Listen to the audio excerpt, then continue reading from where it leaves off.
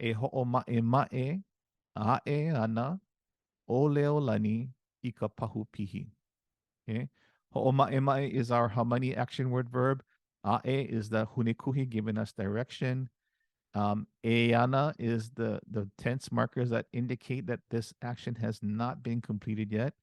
Who is the one doing the action? O Leolani. Yep, Leolani is an Ioa because it's capitalized and it's in the piko position. We have the Okina O in front of it.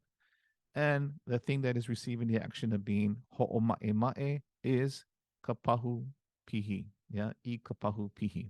And that E marks the thing that is receiving the action, our ami lauka. All right, let's take a look at the unuhi.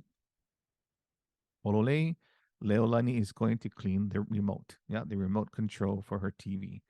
Leolani is going to clean the remote. It hasn't happened yet. It's not happening right now. It will happen.